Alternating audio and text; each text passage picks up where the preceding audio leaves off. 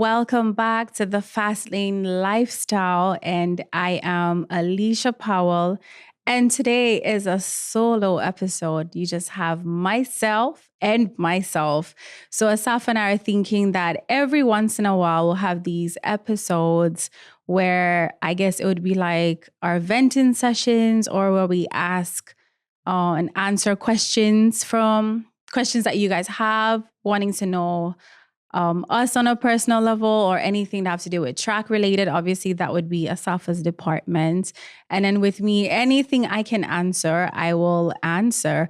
Also, keep in mind that make sure to leave a review when you listen to our podcast. We want to hear from you, some comments, things you guys want us to cover during this season of season 2. So I got to say it's March now, and I cannot believe that how quickly time is moving. I feel like becoming a mom really showed me that it's moving so rapidly, and to try and be present and trying to be self-aware of those things. So this week, my mom and I were having a conversation about carrying baggage, right? And we were talking about reasons why we should start letting go of things, because sometimes you think that you've let go, but your subconscious is holding on to that. So in that discussion, we talked about how when you hold on to things, it shows on us. It actually really does. It shows on us as humans. It shows on our looks. It ages us like 10 years plus, because you're just carrying so much and you end up piling it on and piling it on.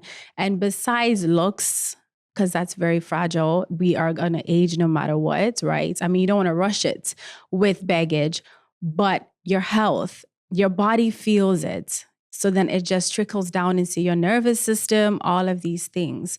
So I'm learning to let go and let God. So that was our conversation.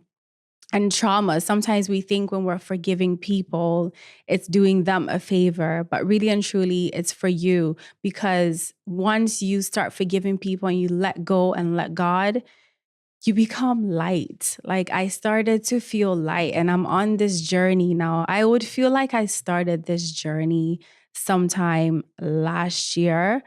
Just asking myself, is this a today problem? And if it is a today problem, then I will take that head on. But trying to tackle one problem at a time, because, I am an overthinker. I will try and feel like I need to get everything done. And why didn't this happen? And why didn't that, And I go to say that I'm being self-aware because it's making me realize that things that I cannot control, I worry about the most. So now that I'm aware, if I cannot control it, I'm learning to just let go. Letting go has really brought me so much joy and peace. And I know some people would be like, oh, your skin is glowing. Yes, it's glowing because it's really and truly, it's inner peace. It's learning the art of letting go.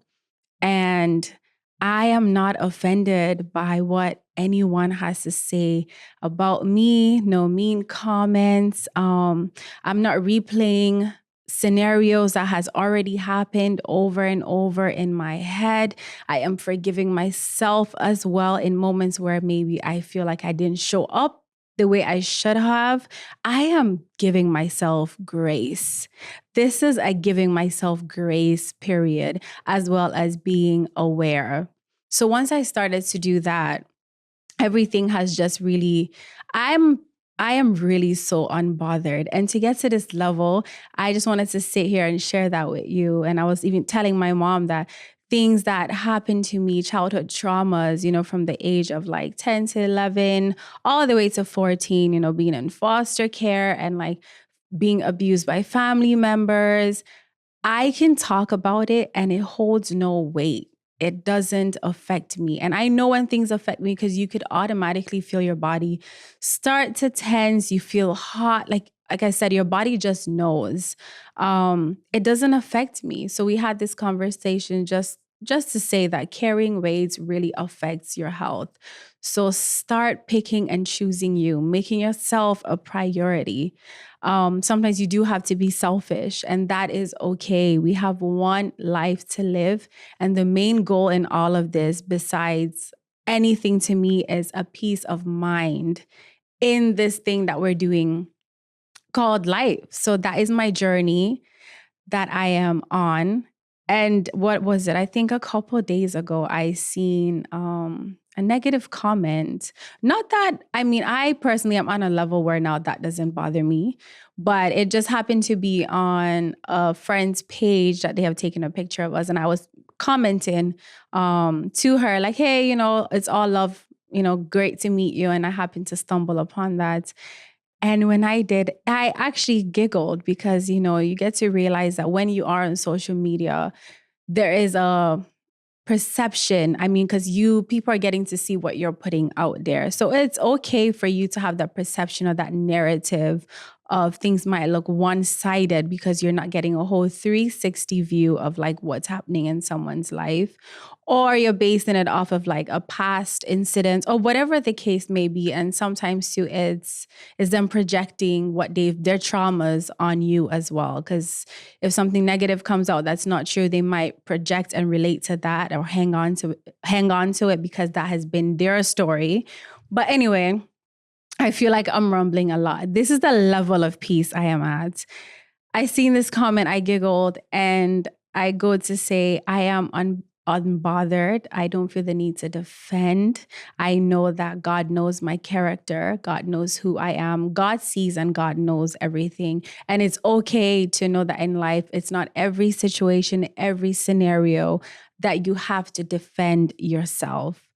It's once you know who you are, and it's kind of like in a way, it's like you're unstoppable, you're unshakable, you're confident in who you are, that it's not, I don't need to defend myself. Once I take that baggage on again, I am going to carry that with me and start playing that over and over in my brain. Like, why would he say that? So that goes to say that I think before I was a people pleaser.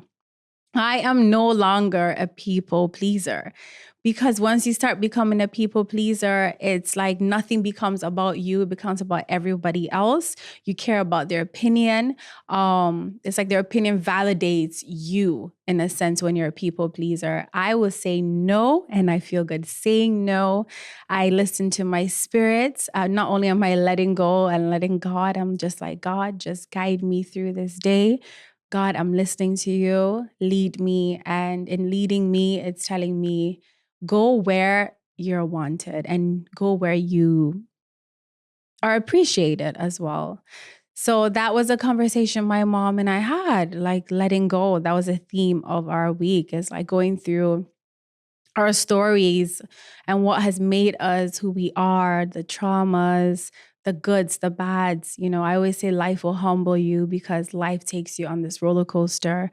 When it rains, it pours. And then when the sun comes out, you feel happy, but you have to go through that cycle, right? So take on things one day at a time.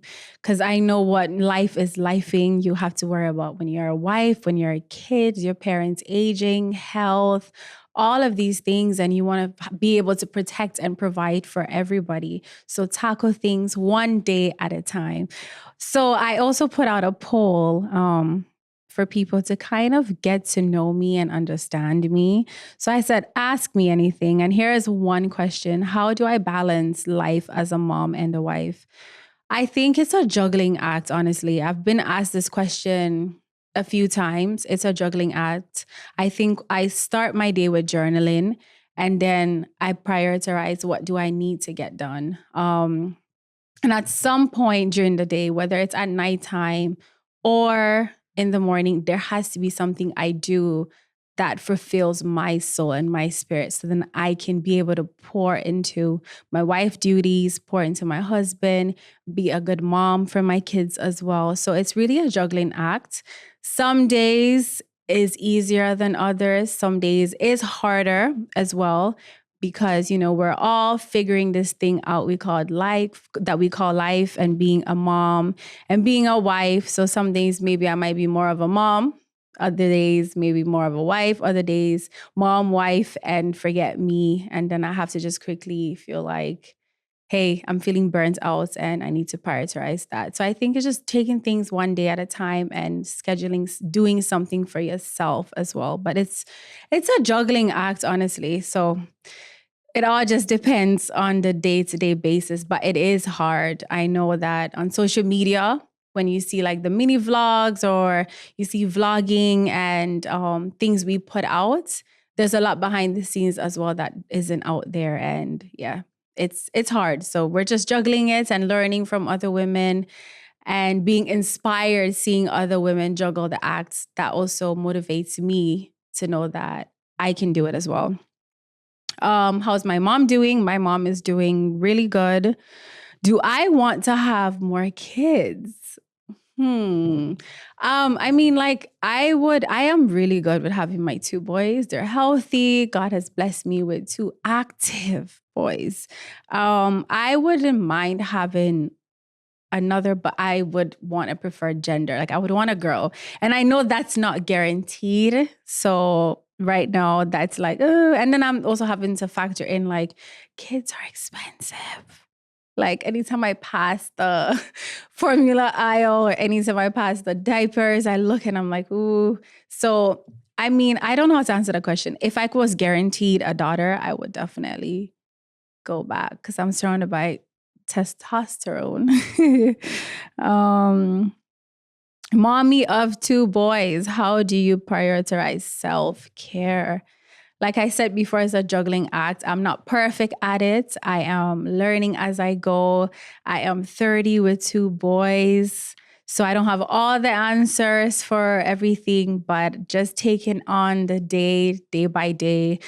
Some days it might look like having a long shower. Some days it's journaling. And some days it could be at nighttime where I'm reading, but I just need a moment to just kind of like recoup. And kind of be able to be pour into other people. So it looks different on a daily. Let's see. You're in your element. Could you see yourself doing a talk TV show, a TV talk show?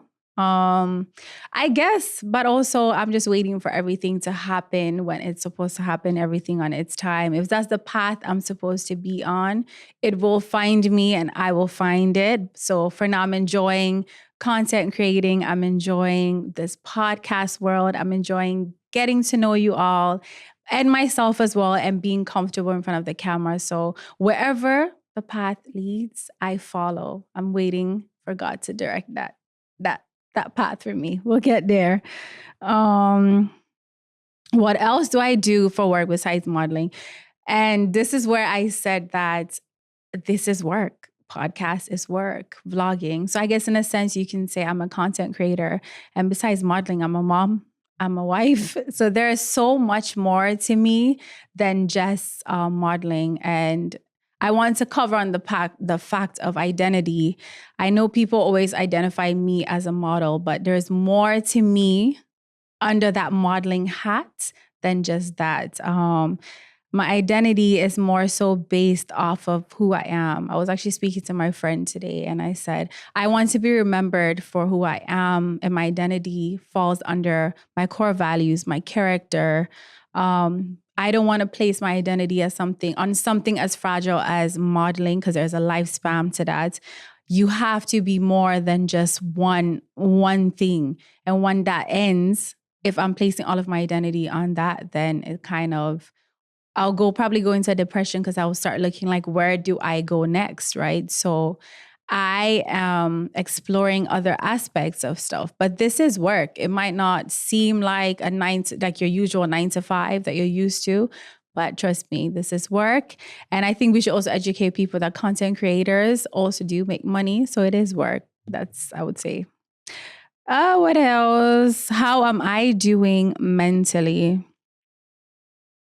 Mentally, I think, like I had stated earlier, each week I'm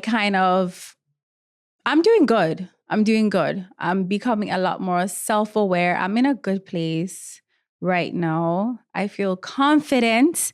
And that's the thing. When I started letting go of things, when I started doing a lot more self-work, it's not the haircut. And I feel like the haircut unleashed. Obviously, the haircut, I'm feeling good. I'm comfortable with my skin. But what I have done within myself is what's even showing even more, is the reason why I own this haircut. Like, I own the rooms that I walk into, where before I kind of was like, people pleasing, as well as questioning my seat at the table, as well as questioning myself with negative thoughts like, is my voice good enough to be heard? I allowed other opinions to dictate what I would say or how I would show up, kind of in a sense like dimmed my lights just to kind of be there, like, and please don't notice me. And then that voice that's always in your head, that's always like, you can't do this and you cannot do that and you cannot do that. So I would say, for me, what has really helped me is facing my fears, like leaning into my fears. And the more I leaned into my fears, is the more I became a lot more confident. So mentally, a lot of things that would affect me, it does not affect me. So that I'm doing good. So thanks for asking. I should ask you guys that. How are you guys doing mentally? Comment below. We would love to hear. Let's have a vulnerable moment, and maybe through the comments we can find a topic on our next episode that we can touch on. We'll do one more. Who or what inspires you the most in challenging times?